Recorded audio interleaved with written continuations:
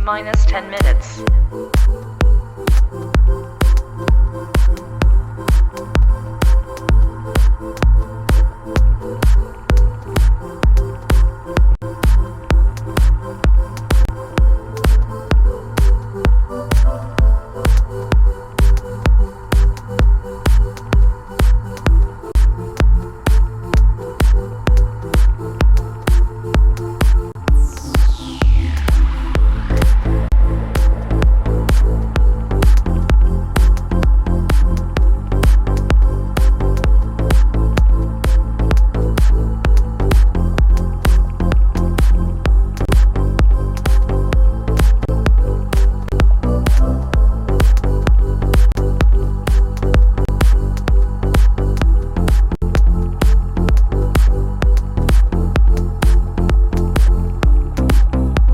Minus 9 minutes.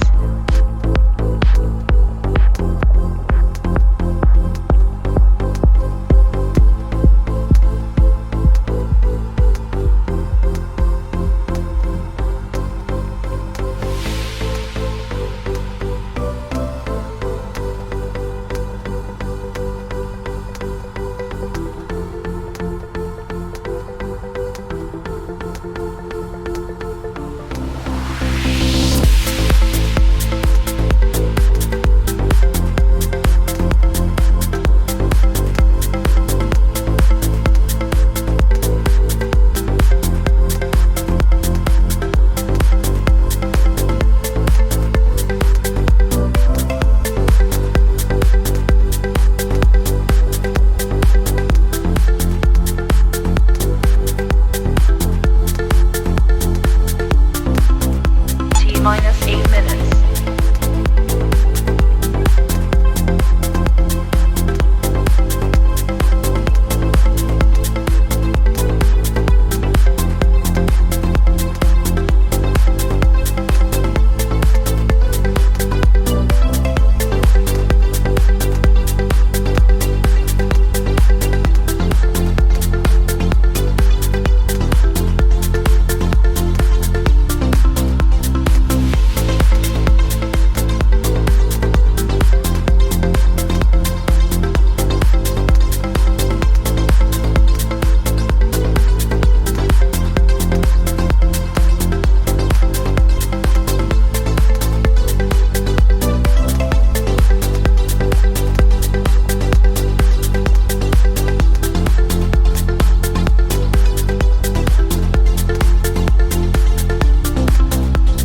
Minus 7 minutes.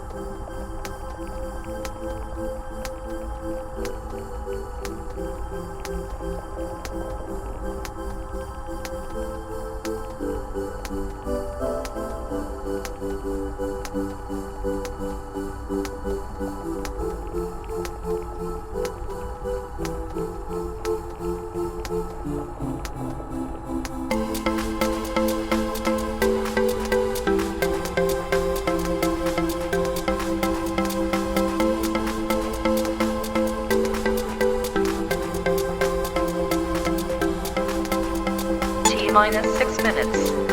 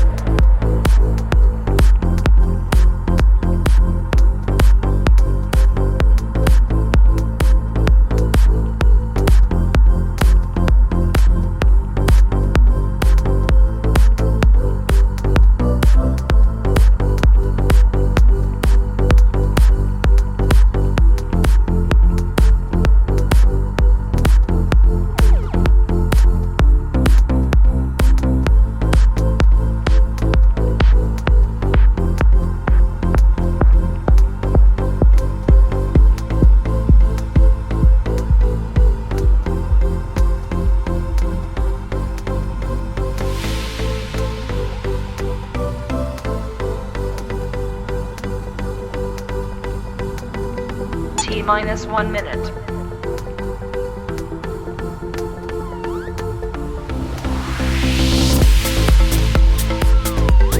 T minus 50 seconds.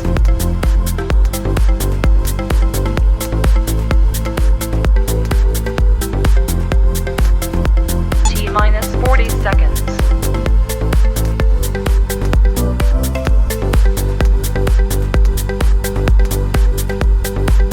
T minus 30 seconds.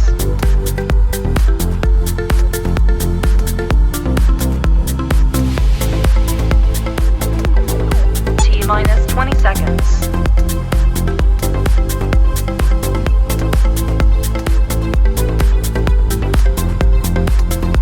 Ten, 9, 8, 7, 6, 5, 4, 3, 2, 1, 0.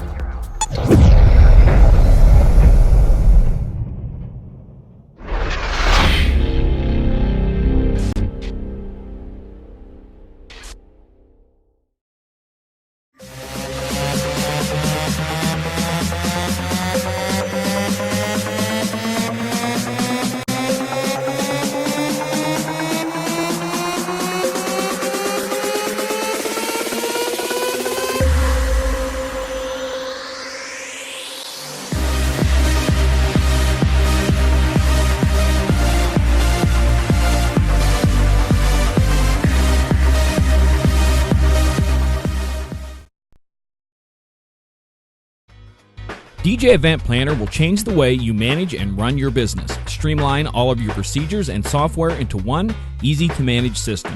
DJ Event Planner, the ultimate online planning tool.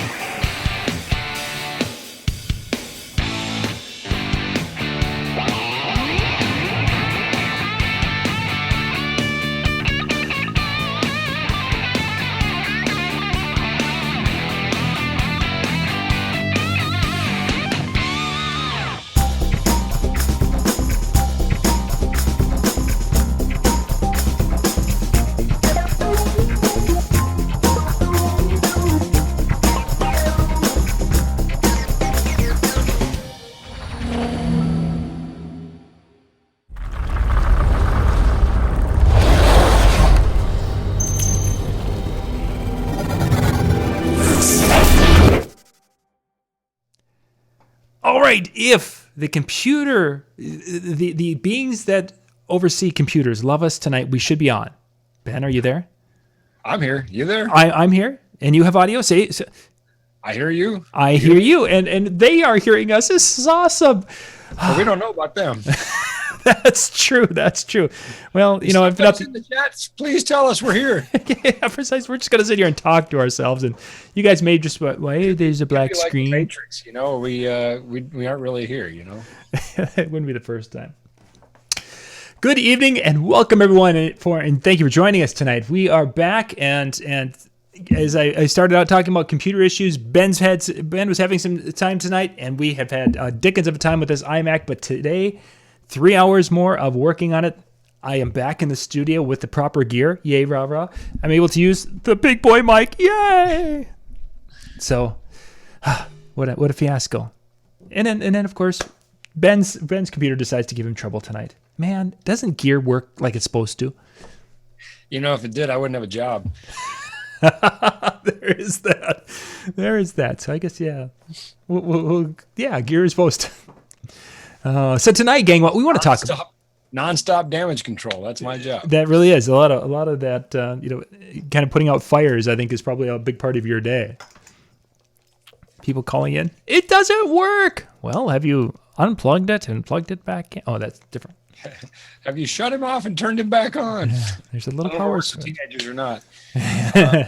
No, not so much. It's going to be a good thing to kind of call back unintentionally for our topic today. I mean, that's a big part of making sound, is just dealing with what you get. Obviously, there's the technical things, but then there's fixing the problems that are thrown at you by the performers as best you can. And I'm getting notoriety now from not only Midwest DJ and also Arms DJ. So we're just going to get this out right away. Apparently I'm getting notoriety for saying it's hard to make chicken soup out of chicken poop.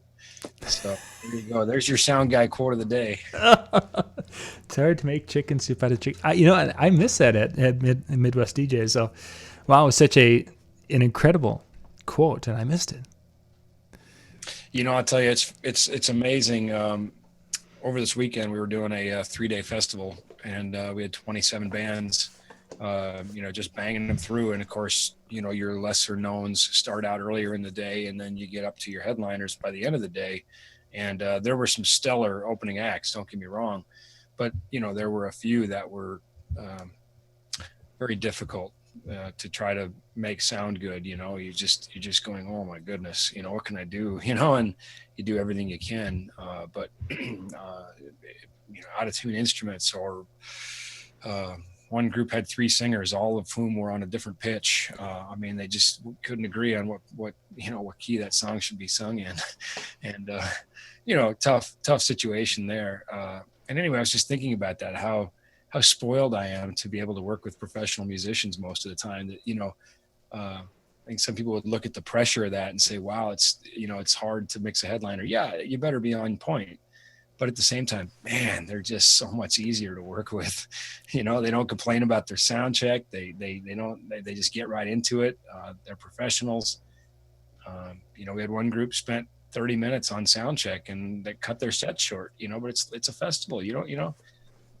It's called throw and go. Especially when you're early on, you're the early act. It's just time to get to it.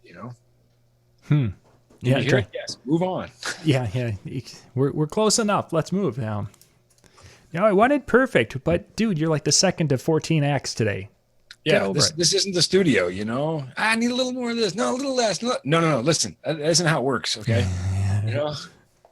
I wasn't at monitors. I was at front of house. So it wasn't my issue, except my issue was, the whole thing is being held up. Yeah. And then they were a little surprised when their set was cut short, they finished at the prescribed time, but they were just surprised that they weren't allowed to just kind of ramble into the next person's set. It's like, no, you're done. Your time is up. I'm sorry that sound check went long, but that's how it is, And anyway, remarkably, we didn't have any of those issues with the headliners. Not so much. They understand. They've been around, and sound checks were 10 minutes at tops, Anyway, we're getting way ahead of ourselves here, but I was just realizing how spoiled I am. And so I think it's a good foundation for what we're going to talk about with the volunteer sound guy or gal, because you're probably also, if you're a volunteer, you're probably working with amateur musicians as well. Most likely. And that's really a really good thing. It's the gauntlet of fire, it's a great way to cut your teeth, to make your chops in the sound world, because they're making mistakes and you're making mistakes. And, as long as everybody can kind of check their egos at the door, we can all get along pretty good. And it's a great way to move up in the industry. Yeah, certainly. And what kind of brought this to mind, tonight's topic, which is being that volunteer sound person, because a lot of us are doing some sound things at a church. Once you go to a church and they find out that you're a DJ, it's incredible how they're all of a sudden they think that you know all about sound. Well, yeah, I actually dealt with that very thing at Arms DJs. It was one of the reasons we talked about my seminar was called Secrets of a Sound Guy.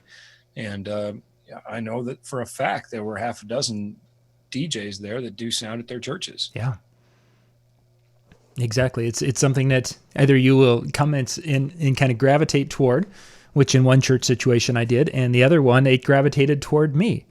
Unbeknownst to me, it's like, well, I really don't want to get involved, but I can help a little bit. So yeah, I just wanted to kind of, for those who are involved with sound, whether it's in this situation or some are doing the soundboards for community theater. There's some people who are just doing it for, I talked to a gal today who actually is going to be doing sound for a retirement home. They're going to be having weekly, they're going to be having church services in there from a different denomination. So she's going to have to do sound for that. She's also going to be doing sound for some of the musical acts that come through. And I thought, well, obviously this is something we need to talk about.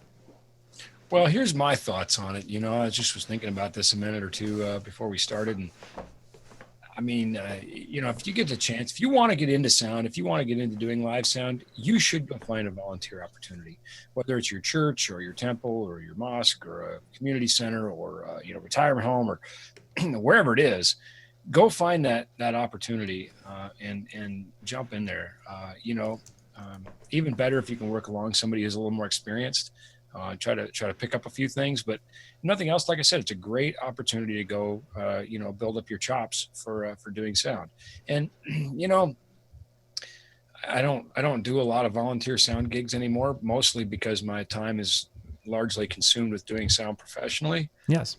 Certainly when I go to church, I don't want to do sound. I just want to go to church. Mm-hmm. I do enough sound that, it's very much feels like work for me. I was just talking with a guy tonight who was asking if I was going to come down and see a concert in his city. And I said, no, I don't think I'm booked for that. I don't think I'm hired for that concert. And he said, no, I mean, just come watch the concert. And I said, not a chance. Yeah. Absolutely not a chance. Unless I'm getting paid for it.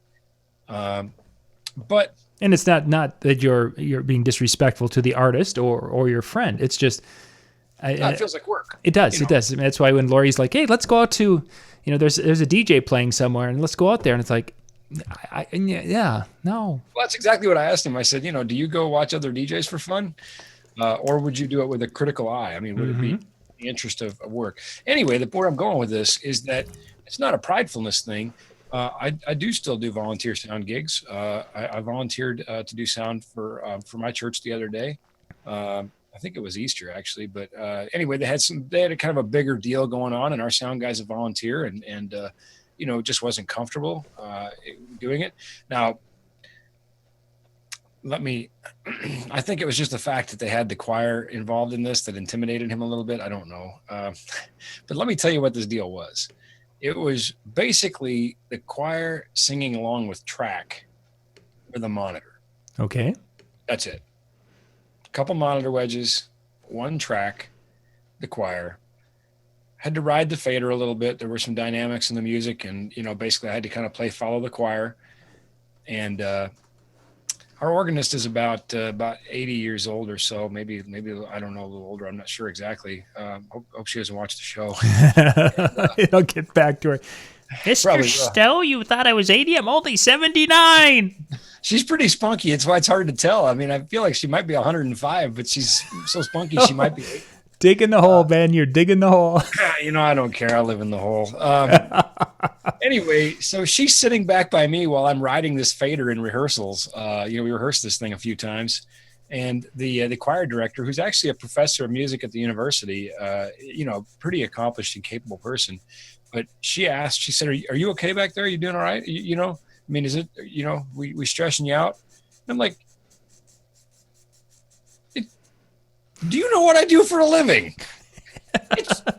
It's one fader.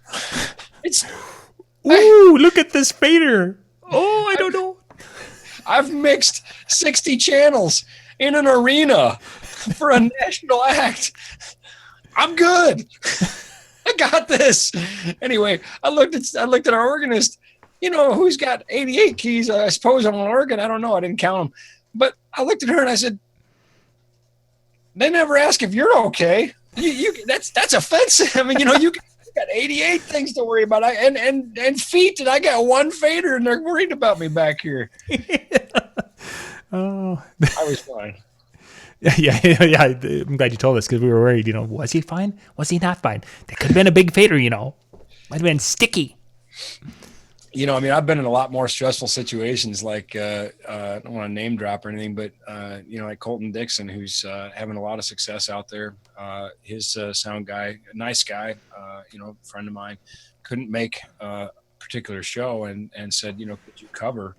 And I said, yeah. So, nothing, and it was their desk. Nothing like walking up to their desk and mixing that show, in front of thousands of people. But it's just, you have a quick little meeting with, Colton before the show and kind of see what he wants. And, just go out and do your best, anyway, it's kind of nice. One of the crew guys walked back to front of house and the guy I was working with directly, and he kind of walks back and listens, and he's like, I'm like, yeah. So anyway, got through that one too. But But yeah, one fader. That's funny. And I'm doing I'm volunteering for sound to do our local Relay for Life. You know, my mom is a cancer survivor, and you know, it's something you can kind of pick and choose, and I get to work with some really good friends of mine that are local bands, and it's going to be a really good time. And by the way, I'll tell you what, one of these guys in the local band really should be at the next level. I just don't know when he's going to get discovered, but man, he really should be at the next level. So anyway. Yeah, it's always kind of neat. When I've done sound for a few different youth rallies and such, and you find someone that's a local youth pastor, someone who is very, very gifted and talented in musically, it's like, man, flash back to that Piano Man song. Man, what are you doing here? Oh yeah, every time I see him, it blows me away. I'm like, what are you still doing here? Yeah, like seriously, how has the world not discovered you? I don't know, but someday they're gonna, someday I really feel like someday he's gonna break out, and then he won't return my phone calls anymore. Yeah, exactly. So, Ben who? Yeah, Ben. I don't know that guy. Yeah. So Ben, let's kind of start out now, and we're going to focus somewhat on the church side of it, because this could relate to, you're at a chamber of commerce and they find out that you can do some sound. It could be any application, but we're going to kind of focus on the church side, since Ben has kind of talked about that a little bit, and that's where a lot of you in the chat room are talking about that. You have people who find out have a musical background and such, and they come up and they're asking you to get involved with doing sound and such. I mean, what would your recommendation be for how in depth to get in, and at what speed to get involved with something like that? How in depth could it be? Yeah, well, as far as it could be one fader. It could be, but I mean, how quickly, I guess, is because when we're coming into, and you've probably, as you've worked with sound crews in churches and such, as your team has, there gets to be ego involved when it comes to that sound system, and sometimes some of the older parishioners are a little bit protective of their booth and such. Yeah, I mean, there's a lot of dynamics there. I mean, if they've asked you for help, I mean, there's that. I mean, you should be honored that they asked. And egos don't really get to me anymore. I think you guys just got a little bit thicker skin. It's unfortunate that would even occur in a place like church, but it's humans that go to church, and we bring all our humanness with us when we do. So, I mean, if they asked you for help, they must need the help. So, if somebody doesn't like it, tough luck. I mean, I've seen some signs and things back by the sound booth. We are not ushers. We are working. Leave us alone. And stuff like. I don't want to go quite that far. I don't really have those issues in my church, and I don't know. I guess everybody in my church thinks I invented sound. And so maybe I just kind of get away with whatever. But again, I'm also not our sound guy, and our sound guy is not a sound guy. And yet I think he does a pretty fair job, and I'm super grateful that he's there. Volunteers have a special place in the world. Oh, yes. It's a win-win. Don't let people bust your chops. Don't let them steal your joy for what you do, and don't let them deny you the opportunity to go in there and work. And try to accept all criticism with some level of validity.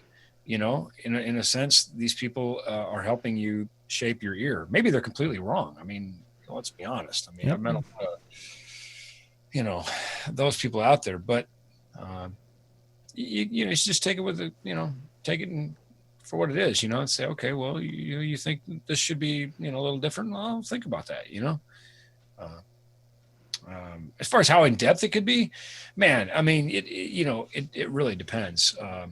If your church has a worship team, they're doing some kind of crazy and fun and exciting things. And, maybe you could end up with a lot of instruments and a lot of open mics, and it can get really complicated really fast.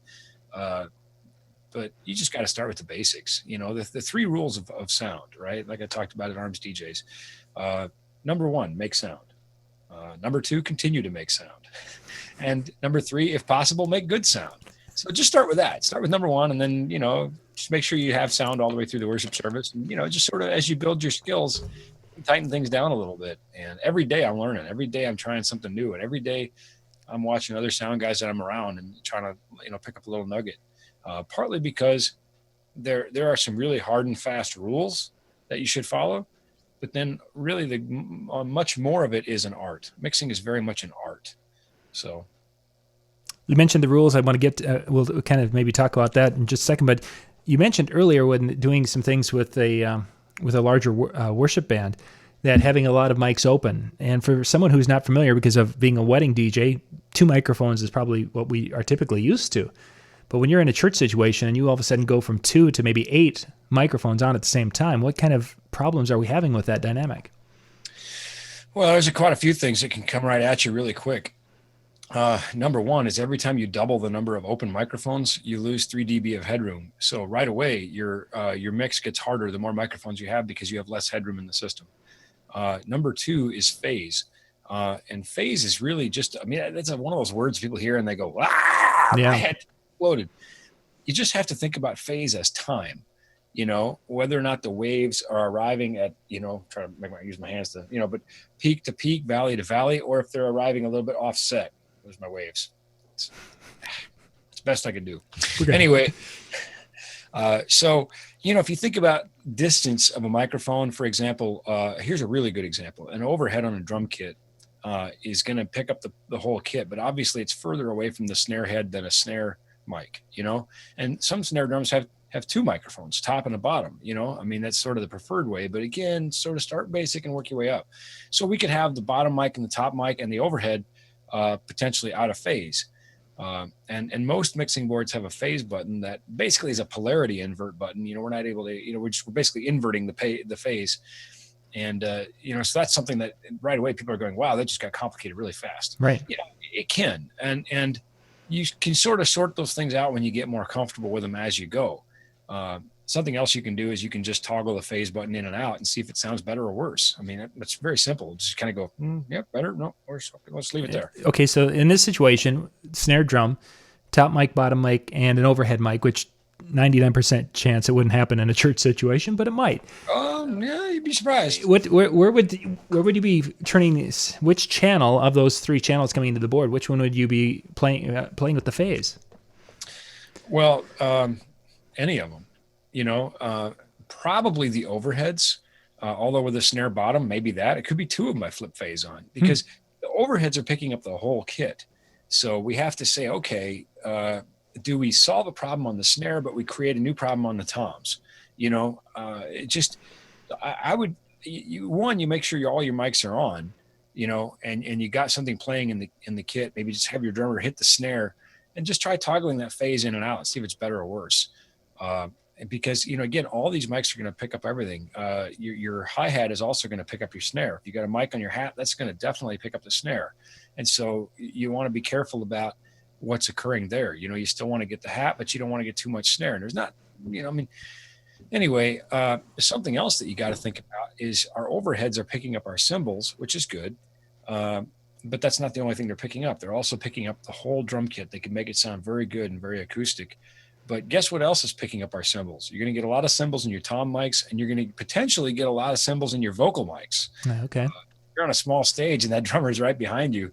It's really unavoidable. You could have just this cacophony of cymbals in your vocal mics. So that's where you see them use drum shields to kind of, rein in the drummer and other things like that. You can use a little bit of mic placement to try to get rid of some of that. But again, it's one of those things where you ask, when you start adding a lot of mics, where can my problems be? Well, there you go, So, but anyway, good mics go a long ways too, by the way. You kind of get what you pay for. So, yeah, especially if you're multiple mic, just the drum kit itself, I think would be not only logistically a headache, but then that could be 6-8 microphones minimum around that. We have a young man that works on our production crew as a stagehand when he's home. He's a professional drummer. He plays on cruise ships and makes his money playing drums. And when he comes home, he gets to hang out on the gear side. And I forget which band it was during this festival, but he came back and he says, man, you got that snare drum sounding like a cannon. He was giggling. He was giddy. It sounded so good, and he's like, what did you do? Because I got to tell the sound guy on our cruise ship, And there's you sort of go through the whole process. I couldn't really do it right then. I was mixing, but there is kind of a process of things that you do. Here's something I would say to our potential church sound volunteers or any kind of volunteers. We live in an amazing era of sound. You have more processing power and more resources at your fingertips than at any point ever in history. Even a cheap digital board is going to give you an amazing amount of control. And we have multi-track recording capabilities.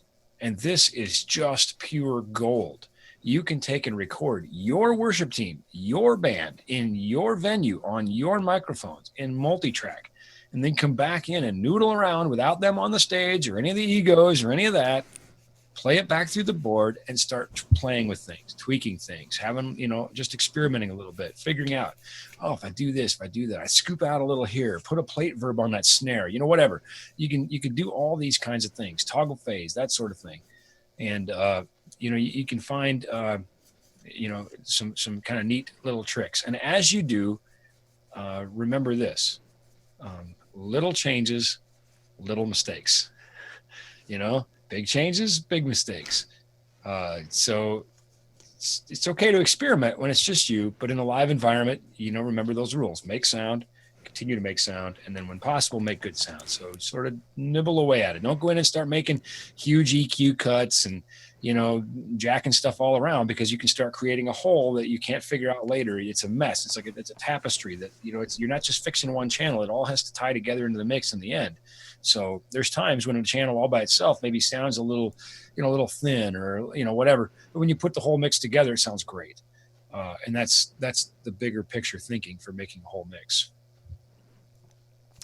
When I continue on to the next area of this, proper mic usage, you mentioned earlier, of course, when we're doing volunteer situations, many times we're working with non-professionals, we'll call it novices, what have you. How have you handled situations where you've got someone on the stage who is not holding the microphone properly? Well, I keep a slingshot in my front of house box. Nice. Do you have a certain ammo you like to use with that slingshot? The first one's a marshmallow, but they could work their way up to something much harder. They progress to the point of a poison dart. Yeah, something fatal. Yeah. Yeah, I'm not going to tell that story. Someday I'll write a book. But no, I mean, if it's your worship team, hopefully you're all there together for the same purpose, and you can kind of have that conversation, and you can you can certainly approach it softly and with some professionalism. You can say, hey, you know what? I noticed there was a time when you brought that mic in, it just really, your voice sounded great. It really came through. You helped me punch through, but then when you pulled back, that didn't work so good. Could you go back to doing this? Even if they never did it, they don't know if they did it or not, just say, when you hold that mic right there, that really sounded great. Your vocals just came through so good, just to get a little encouragement, if you go up and be like, you idiot. I mean, you know how to hold a microphone, gosh, I'm working with amateurs here, remember you are too, right? So, even me as a pro, I don't feel, the need to throw a lot of shade on people. It's interesting. I did a thing last year for a local arts and community thing. And I was dealing with a lot of local artists, and sort of the word got out what I do. And actually a couple of them were kind of intimidated. They were afraid to communicate with me. They were afraid to tell me what they wanted, but this is their music. This is their set. And I kind of had to say, look, I'll mix all of you the same if you let me, but I don't want to, tell me what this is supposed to sound like. I'm here to just represent you. So, sort of good dialogue, break down, those things. And another thing, drummers are probably worse than vocalists, and I'm a drummer, not a good one, but if they go back there and just go bananas in a small room, you're gonna have a really hard time. And that's where they get locked in a cage. You put them in drum shield, you go, fine, you can't behave yourself, I'm gonna lock you in a cage. Not the ones with vents on it either. We're gonna cook you in here, whereas at Arm DJs, my friend Brian Harris, who's an amazing professional studio drummer, he was at the jam session. He kind of said, hey, what do you want me to do back there? And I said, just give me a chance. just give me a chance. Now, something that it's a give and take, because drums actually sound better when they're hit harder. You get a lot more attack. It's hard. It makes your life a little harder in one way. So if you could say, hey, if you could really lay into the tom and the kick, but back off the cymbals, that'd be great. But, you might be asking a lot there. Right. But helping them understand how it affects the mix. And again, this multi-track thing is a really great thing for that, where you can kind of call a huddle and say, hey, you know what, you guys come take a listen to what I got here at the board. Let's take a listen to the raw tracks that are coming into me from the mics and the preamps. And, let me see how we can work together to make this better. You don't have to just start, calling names, go, if you would pick a key, that would make my life a lot easier, Let them hear it. They'll know. Mm-hmm. Yeah. After a while, they'll be like, really? Ooh. I had a question. Speaking of drummers, asking about a drum monitor system for your large concerts. What do you traditionally use with the drummers for their monitors? Well, it's all over the place based on the drummer. We're seeing more and more and more people running in-ears. And I'm a big fan of in-ears. I really am. I think that's the best way to go. One, it controls the stage volume a lot. It gives them the best possibility of a mix, and it protects your hearing. But we also still see a lot of people doing what we call Texas headphones, which is basically, a couple of 18-inch subs and a couple of tops. Basically imagine your typical DJ rig 3 feet away from you on either side, just blasting into you. We see that a lot still. Sometimes you still see a wedge. It really just depends on the drummer. But ears, I think, are by far the best, because you cut down on all that noise from the cymbals and everything else, all the other stage noise, and you get kind of what you want. But it's what the drummer wants. Ask them. If they're having a really hard time, if you can tell that the drummer's having a hard time hearing, particularly in a volunteer setting, maybe you got a little wedge back there and the drummer is just he's kind of lost. You could suggest ears or something, maybe say, can you hear okay? And sometimes people just don't want to say anything. Right. I watched a fascinating documentary on the Beatles called 8 Days a Week, and was watching where they were using the house PA. And I think we're being generous here, because this is like 1965 at Shea Stadium. No monitors, just their guitar amps. And in the house, paging horns, playing them to the crowd at Shea Stadium. And they were talking about how they were watching each other on stage, because they knew the head movements as it pertained to the song. They knew the body language, because they played together so much, but they really had no idea musically where they were, other than that intense tightness as a group they had to sort of follow each other's body language, so they knew where they were in the song. Wow. And I thought, wow. I mean, I just did a festival and I had incredibly more firepower than the Beatles had at Shea Stadium. It's pretty amazing when you think about it. And it's I tell you what, it sort of shames you. Now, granted, I think my mix is probably a lot better than that mix was, because I simply have the resources to do it. Certainly. You kind of go, man, if they're the Beatles, they're the Beatles. If they could do it with that, we don't have a lot of excuses. Yeah, if they can do it with 2 tin cans, you can do it with a big old board. No doubt. I mean, I'm so spoiled. I get, I'm mixed primarily on Digico consoles, and there's a lot of pro consoles that have these features, but I mean, I got dynamic EQ, where I can say, I don't want this EQ to activate until a threshold is met. I don't need it all the time, just when that, really becomes, whatever. I got multi-band compressors. I got linear phase EQs, EQs that don't put my signal out of phase when I use them. I mean, my mixes should sound good. You should almost be able to walk up to the thing blindfolded and make a good sounding mix. That's what I think. But I don't give myself a lot of credit when the mix is good. I think good musicians and good PA and a good mixing board and just a little bit of knowledge can go an incredibly long ways. Yeah, definitely helps a lot. But how to use the tools, that's the important part. Microphone differences between when you have someone speaking in front of the congregation or someone singing. Are there different settings that you should be aware of going from one to the other? Well, yes and no. Without overly complicating it, a couple things immediately would be the same to me. One, I'd put a low cut on that microphone and get rid of anything that I don't need on the low frequency. I'd find any place that's creating mud or unwanted resonance in the room, and I would cut some of that. I'd find anything I felt was missing, and maybe give that a little boost. But certainly, with singing, we would expect the levels to be different. And, with amplitude comes those potential, resonance issues and that sort of thing. And speaking tends to stay within a smaller range. When you're singing, you're covering a bit more, octaves or whatever, you're potentially hitting more frequencies, and you might find that, boy, when they really lay into it up here, the 6K gets a little sharp, it just kind of starts biting at you a little bit, the other thing, of course, is when someone is speaking, that's probably all you have. When they're singing, you may have all these other things going on. So you have to think about putting it into the mix. But settings aside, as far as microphones, well, nah, not really. I would probably use the same microphones, a good dynamic goes a long way. A good condenser goes even further. As far as vocals go, I'd probably use the same mic. So if we're talking about a mic on a stick, for a presenter, I might go with something like a Countryman or something, which I probably would not use for singing. I know that you can, but unless it's an artist that really needs that mobility, like, Pink or somebody that needs to be flying around all over the place, I'd like a nice big handheld, capsule in front of them.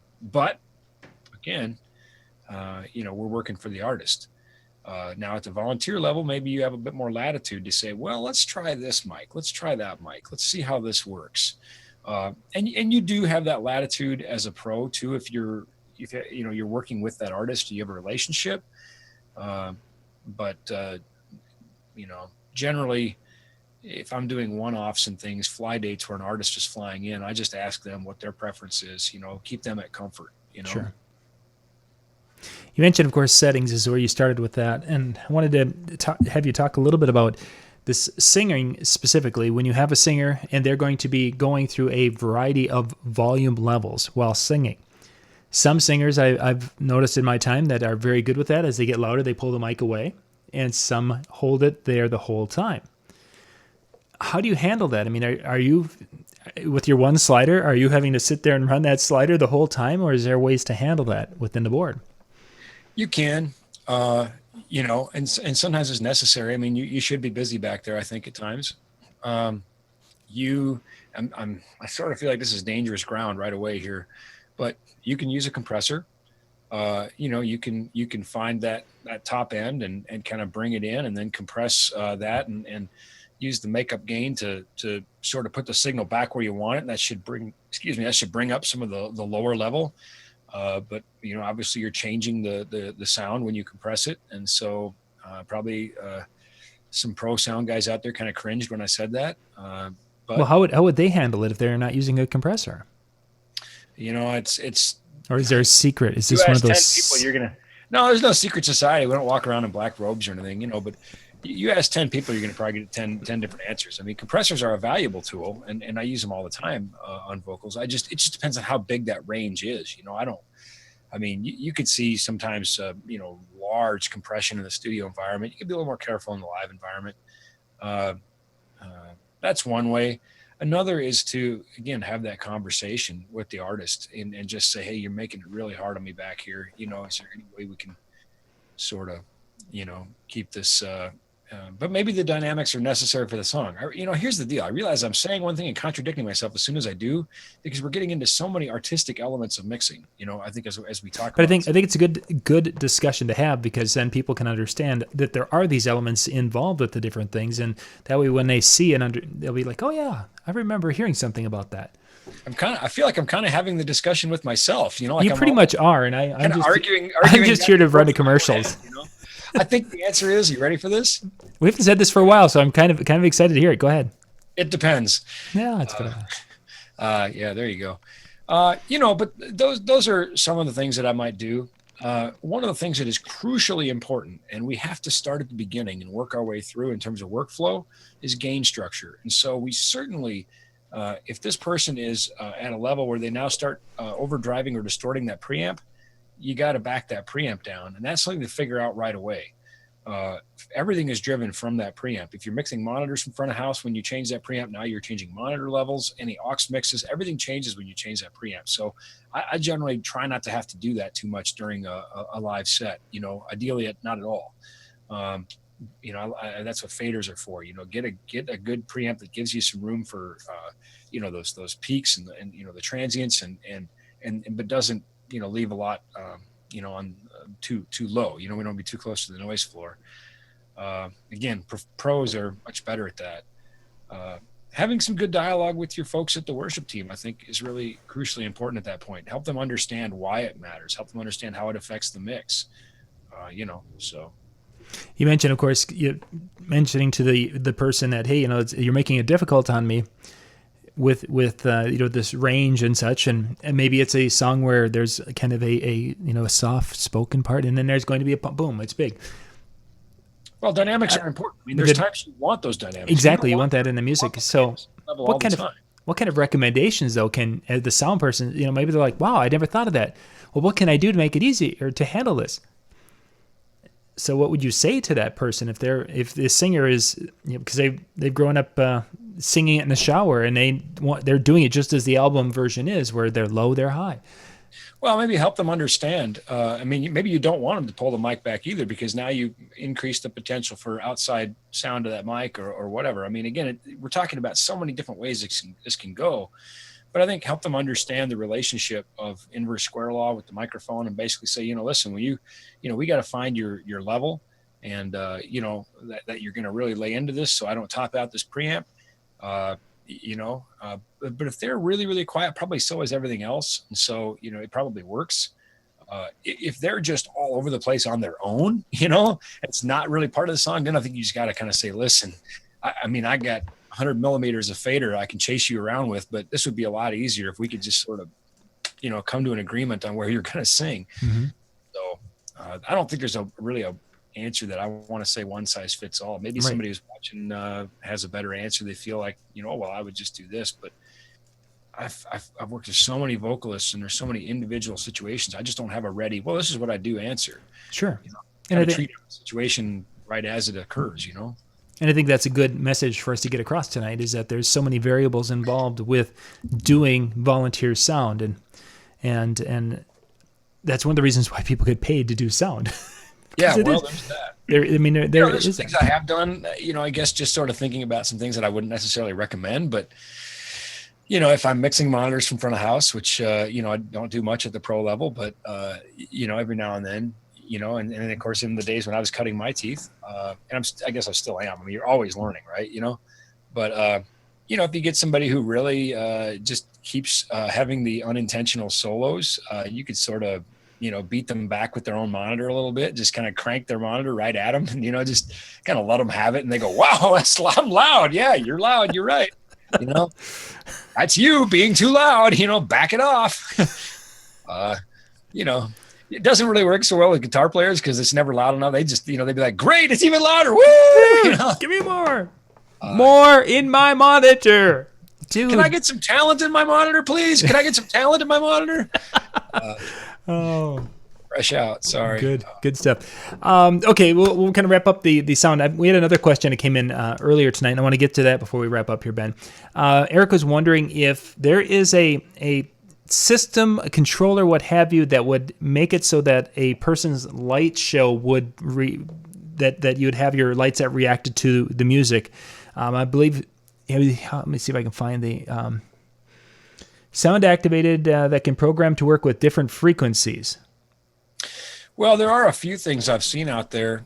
Just recently, of course, Sound Switch came out from Chevet, where you can kind of program that in and tie some of those things to it. I've seen some others that are tie into. Oh gosh, I can't remember who it was that made it now. I'm not sure they're still around. But typically in the pro world, the light show is programmed, and it's not just sort of to go along with the music. That we do sometimes use things like SMPTE, where we send SMPTE code back. So you have this time code that's kind of running everything. The tracks and stems, and the SMPTE is giving the lighting controller its time code from the audio console and that sort of thing. By the way, you never want SMPTE to go into the house. It sounds terrible. Sounds like a fax machine going crazy. But anyway, I guess Sound Switch is probably the only one that comes to mind. So that's something that they can check out. Yep, we sell it. There you go. And you can go to nlfxpro.com and find it there. Okay, that sounds good. Gang, we're going to wrap things up for tonight because we'll be back here in about 15 minutes with Brian Red. Ben, thank you for sharing some of the information and a little bit of the kind of some of the road stories for being a sound guy. I want to leave you with one thing. I want to leave our viewers with one thing. One, enjoy it. Have fun. I love the fact that 24 years in, I still have fun doing what I do. And there's nothing better than a good mix. There's nothing better than a high five. And there's nothing more frustrating and disheartening than a tough night. It's just like DJing. So we have to allow ourselves both emotions, the ones that drive us to be better, and then the ones that allow us to celebrate, when we accomplish what we want. As you're building your mix, as you go to grab these knobs and dials, gains and gates and compressors and EQs and, effects and all these sorts of things, stop and ask. I wish I could remember who said this to me just recently as I was preparing for the seminar on Arms DJ. But I thought it was just so on the money. What a great perspective. As you're going to do all these things, just ask yourself, why? What am I trying to accomplish? What's the big picture? Don't just go start grabbing stuff, and say, well, I'm going to do this. Why? Because Ben said so. That's not a good reason. Ask why. What are you trying to accomplish? You'll find you'll have a lot more fun with it that way. If you start thinking about, phase in terms of time, or when you think about what you are trying to compress. A lot of people think about compressors, and we don't have time to get into it, but I'll just leave it with this sort of little, kind of tantalizing nugget. People think about compressors as making things quiet. No, not so much. I'll use a compressor to really bring out a kick or a snare. That compressor helps me really make that actually punch through the mix. So, but you have to think about why. Why am I doing what I'm doing, and what's the result? And I think I'm stealing a line from Brian Red if I say practice and enjoy. But get those multi-tracks, push them into your desk, and try things. And don't do things just because somebody else says that you should. Mixing is an art.